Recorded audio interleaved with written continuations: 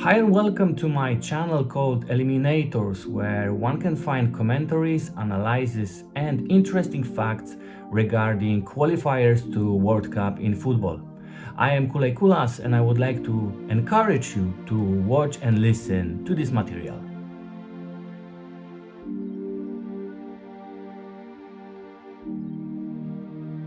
Okay, let's start with the preliminaries in South America, that is the CONMEBOL zone. The rules of qualifying for the World Cup are clear and transparent here. One group, 10 teams and 18 rounds. The top 4 teams will advance to the final tournament in Qatar. The 15 will play in playoffs with one of the teams from CONCACAF zone, Asia or Oceania. CONMEBOL zone is undoubtedly the most even and fierce competition for the World Cup. This tournament is so difficult not only because of the very high sport level, but also due to extremely demanding climatic conditions and geographical distances. Matches are played in various climatic zones, ranging from the tropics in Colombia and Venezuela to cooler areas in Chile or Uruguay, and ending in the mountainous stadiums of Bolivia and Ecuador. It is the stadium in La Paz in Bolivia that holds the world record in terms of the height at which football matches of such high rank are played. 3,637 meters above sea level is a real horror for the teams coming here. Visitors must first acclimatize to be able to function in such extreme conditions.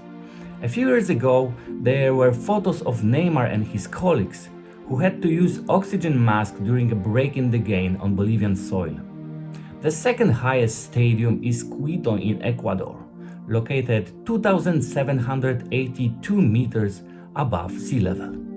Looking also at the other arenas of the South American struggles, one can safely say that these stadiums of these teams are real strongholds, extremely difficult to conquer, especially when we take into account the fanaticism of fans and their support for the teams during the match. But here comes year 2020, when reality is turned upside down. The matches must be played without the fans and its support. The COVID-19 pandemic has complicated the situation of the football rivalry. Infections of individual players, problems with traveling, or the lack of approval of some foreign clubs to the departure of players are just some of the challenges that South American Federation had to face. But we can only hope that these complications will not destroy the beauty of this football tournament. 10 national teams compete in the CONMEBOL zone. In the FIFA ranking from September 2020, the highest placed teams were Brazil, 3rd place, Uruguay 6th, Argentina 9th, and Colombia 10th. The next were Chile 17, followed by Peru 22, Venezuela 25, Paraguay 40, Ecuador 64, and finally Bolivia 75th place. When it comes to appearances in the World Cup, Brazil is the only team in the world that has played in all of its 21 editions and has won the World Championship 5 times. Argentina played in 17 tournaments, including 2 victories. Uruguay was the champion twice, although a long time ago, noting a total of 13 appearances in the championship. When we sum up, it turns out that 9 out of 21 trophies finally went to South America. And if we look at the history of the World Cup from the beginning, we will see that for many years, South America and Europe went head to head in terms of the number of World Cup wins. The last time the championship for this continent was won was in 2002 by the Brazilians, and since then only teams from Europe started to win. This was the case in 2006, 2010, 2014 and 2018. South America, it's time to wake up and return to your former glory. In today's episode, I will introduce you to what happened in the first qualifying round of the CONMEBOL zone to the World Cup in Qatar. Matches took place on October 9th and 10th, 2020. We start with the Uruguay-Chile clash. It was not the game inaugurating the tournament, but the first goal was scored in this game. The match was played at the famous Estadio Centenario, the arena that witnessed the first World Cup finals in 1930. It is here the Uruguayans won their first trophy, and it is here the Uruguayan national team still plays their matches. Over 76,000 spectators can sit at this stadium, which also hosted music concerts of such stars as Rolling Stones, Guns N' Roses, and Aerosmith. On the Uruguayan coaching bench, the heart and soul of this national team, Oscar Tabarez is already 73 years old, and the position has been holding with breaks for 16 years, since 2006 continuously. It is a real phenomenon on a global scale, an all-time record holder when it comes to a number of coaching matches of the national team, more than 170. In this field, he even overtook the legendary German coach Sepp Herberger and the Dane Morten Olsen. El Maestro, because that's how it is called, restored the greatness of this team and after many years of the football mediocrity. Unfortunately, the health problems of the Uruguayan coach make his work very difficult. Oscar Tabarez suffers from Guillain-Barré disease, which weakens the muscles. Recently, due to the restrictions related to COVID-19, the team suffered financially and had to lay off some employees. In order to help, El Maestro decided to give up his salary and works for free for the benefit of his team and country. Nowadays, it's almost unthinkable. Great respect and admiration to Mr. Tabarez. Chile's national team is led by Reinaldo Rueda. This coach has experience with the national teams of Colombia, Honduras, and Ecuador. He managed the latter two teams at the World Cup, but failed to make it through the group stage. He did much better in the CONCACAF Cup, where he reached the semi-finals twice with Colombia and Honduras. Since January 2018, he's the coach of Chile, a team that failed to qualify for the World Cup in Russia, despite their excellent performance in the Confederation Cup a year earlier, where they reached the final. Uruguay has to play the game without Cavani, who is out of shape, but this is not the team's biggest problem in recent years. They still lack an outstanding creator of the game in offensive. They have very capable defensive midfielders and strong other lines, but at this position there is a constant deficit. Chile, on the other hand, is a very aging team, definitely lacking fresh blood, and the backbone of the team is still based on Alexis Sanchez, Arturo Vidal, and Eduardo Vargas, for whom the Qatar World Cup could be the last big tournament. But such awareness can also additionally motivate the players of this golden generation of Chile. In the match against Uruguay, several important elements of Rueda's squad are to be missing. From injuries suffered, among others, Claudio Bravo, Guillermo Maripan, Gary Medel, and Fabian Orellana. Okay, let's move to the commentary of this interesting game between Uruguay and Chile. Diego Godin on your screen as Uruguay captain, and Arturo Vidal as one of the Chilean stars. We start with the anthems. On your screen, Reinaldo Rueda, coach of Chile, Oscar Tabarez, of course, as the coach of Uruguay. He moves on crutches. And the squad of Uruguay: Martin Campaña, Sebastián Coates, Martin Cáceres, Diego Godin, and Matias Viña. Brian Rodriguez, Federico Valverde, Rodrigo Betancourt, and Nicola de la Cruz, and Georgian de Rasqueta and Luis Suarez in front. Paraguayan referee. And now we will see the squad of Chile.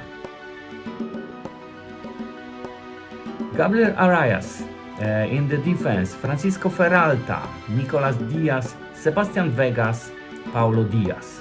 In the midfield, Arturo Vidal, Charles Aranguiz, José Pedro Fuenzalida, Claudio Baeza, and in the attack line, Alexis Sanchez with Eduardo Vargas.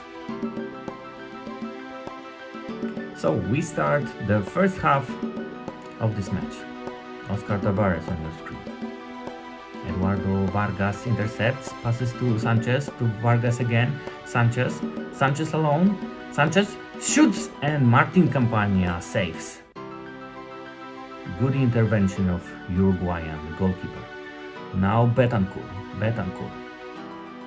to Suarez to Brian Rodriguez to Suarez, he leaves it to Valverde shoots and crossbar. Great shot of Real Madrid midfielder.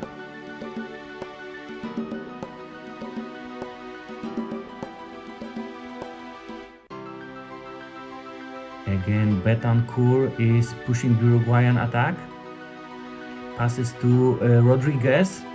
Rodriguez crosses and block from Sebastian Vegas. And what is the decision of the referee? Diego Godin is suggesting handball.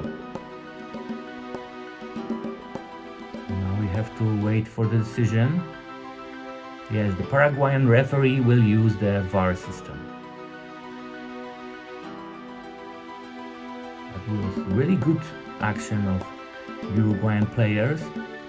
Again, Betancourt was starting.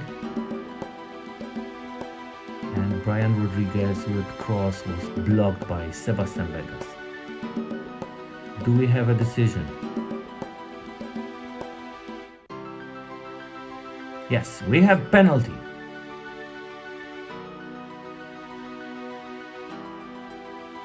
Again, Betancourt to Brian Rodriguez.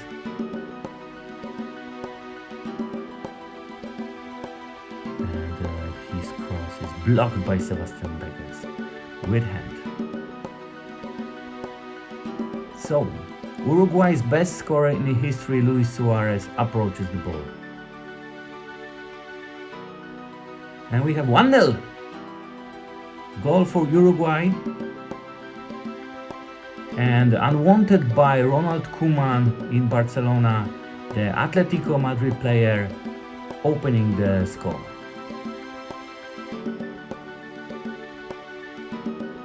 Good start for Uruguay. He completely tricked Gabriel Arias in goal. So, Uruguay-Chile 1-0. How will Chileans respond now? Vidal. Aranguis to Vargas to Aranguis, Sanchez, and 1-1. Very quick response. This is a return of Chile from the memorable match with Spain at the 2014 World Cup. Perfect teamwork, no chance for the opponent. Great combination play. We will see the replay soon. But it's the first goal in this tournament of Alexis Sanchez.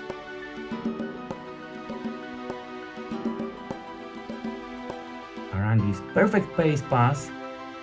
And as you can see, it's really hard to catch up with Sanchez despite he's 32 years old.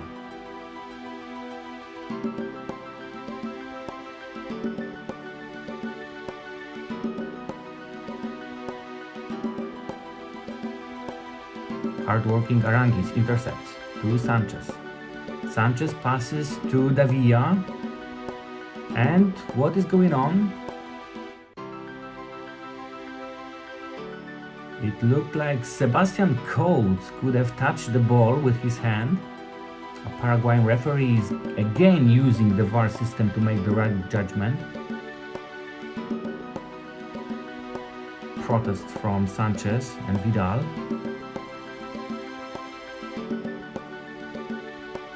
Victor Davia, and we see that it hit the hand of Sebastian Coates. But what will be the decision? We got a decision. The referee does not point out penalty spot. Astonishing situation at the Stadio Centenario. Suarez, free kick. Godin hits over the bar. The captain of Uruguayanes is well known for his great game in the air.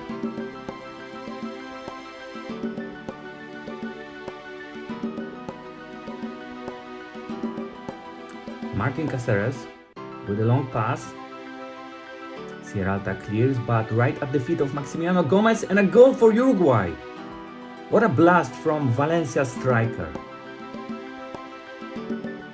We have 93 minutes of the game, so it's probably the winning goal. Uruguay is leading with Chile 2-1.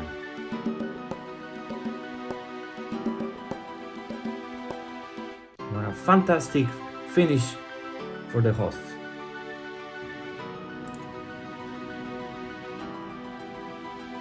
And great joy at Estadio Centenario.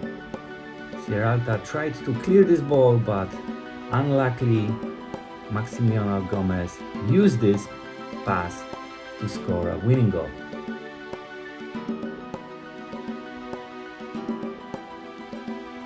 Chile's last chance, one ball. Arturo Vidal crosses. Enzo Rocco, a Turkish Fatih Karagümrük player, was very close to equalize, but a great save from Martin Campani.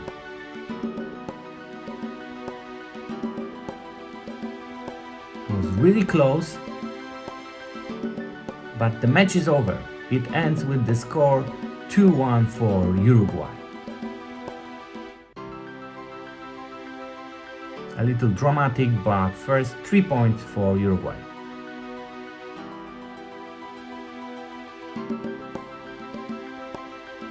Chile's national team later filed an official complaint against a Paraguayan referee, but as usual in these types of cases, the result was maintained. The first 3 points for Uruguay. Time for match statistics. As we can see, the game was quite even.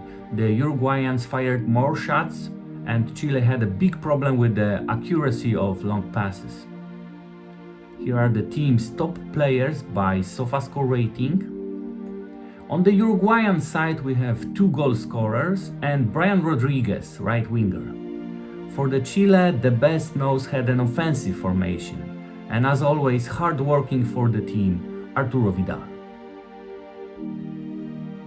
As for the players to watch for, definitely I have to mention Brian Rodriguez. The American League player has already been connected with transfer to Benfica Lisbon. 20-year-old Peñarol youth player is a regular for Los Angeles FC. The Transfermarkt portal values him at 9.5 million euros. His nickname is El Rayo or El Rayito, which means lightning, due to his incredible speed. Alexis Sanchez needs no introduction. This 169cm striker spent his best years at Arsenal London, where he was a real star. He did not settle into Manchester United, and he is currently playing with his teammate Arturo Vidal for Inter Milan. It's hard to remember that he was also a Barcelona player. For Chile, this 2-time Copa America winner is the record holder in terms of both the number of matches played and the number of goals scored. The 32-year-old is worth 16 million euro. It's time for the second match of first elimination round in the CONMEBOL zone. Paraguay takes Peru at the Defensores del Chaco Stadium in the capital city of Asunción. The name of the arena refers to the bloody war between Paraguay and Bolivia in the early 1930s, when the Gran Chaco region became a theater of battles between these countries for land and for access to the possible oil-rich Paraguay River. The stadium can hold over 42,000 spectators, has been rebuilt many times, and its construction took place in 1917. The Paraguayan team is led by the Argentinian Eduardo Berizzo, known among others from a good job at Celta Vigo. In the past, he was also an assistant to Marcelo Bielsa, at that time the coach of the Chile national team. The Paraguayan team took over in February 2019 and managed to take them to the Copa America quarterfinals. On the second coaching bench, there is another Argentinian, Ricardo Gareca, who is already considered a national hero in Peru. He was instrumental in advancing the Peru team to the World Cup after 36 years of waiting. In addition, he led the team to the 2019 Copa America final. This time he will face much more difficult task of repeating the great success that was his promotion to the World Cup. He has been running the Chile team since 2015. Previously, he trained many Argentinian teams. Paraguay plays, among others, without Derlis Gonzalez and Federico Santander. Peru has to cope without the injured Paulo Guerrero. Let's see what happened in this duel. Paraguay against Peru at Defensores del Chaco Stadium. We're waiting for kickoff. Paraguayans with the ball.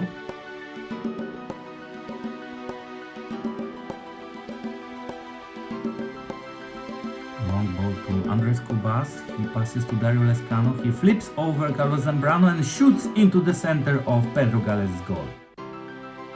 Nice action of the FC Juarez striker. Now Hernan Perez corner cross, and Gustavo Gomez was very close. Former Milan player, now Brazilian Palmeiras, tried to finish off there but centimeters short. Now we go to the second half. Miguel Almiron passes to Matias Villasanti, but the shot is saved by Pedro Gales.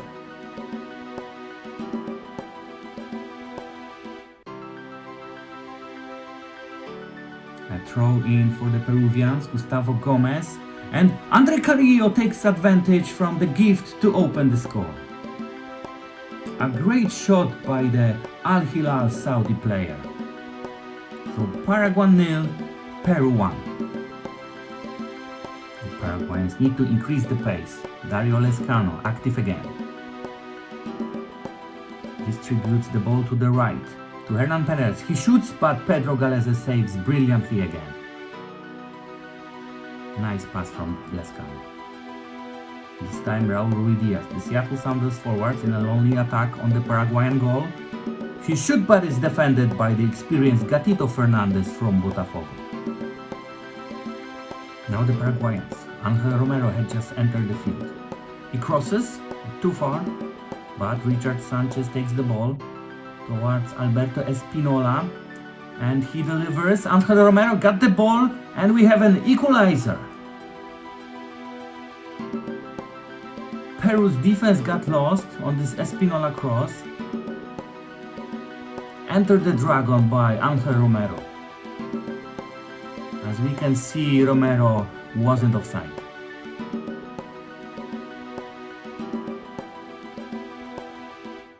Paraguay, Peru 1-1. Now Peruvians. Pedro Aquino to Yoshimar Yotun, and he shots but misses the target. But it was close. Powerful shot from Cruz Azul player. Blas Riveros takes a corner. Junior Alonso, Alberto Espinola. The ball goes to Angel Romero, and we have a goal for Paraguay. Confident finish and second goal for Angel Romero. And Alberto Espinola has second assist. Now the hosts are leading 2-1.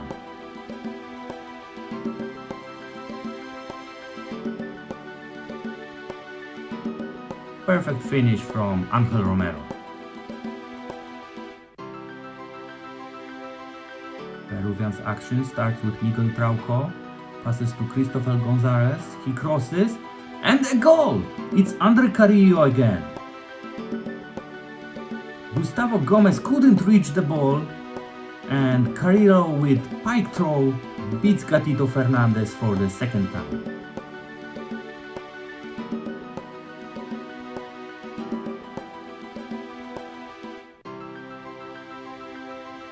But the score does not change, and we have the draw and share points at the stadium in Asunción. On the screen, Raul Bobadilla, former Borussia Mönchengladbach player.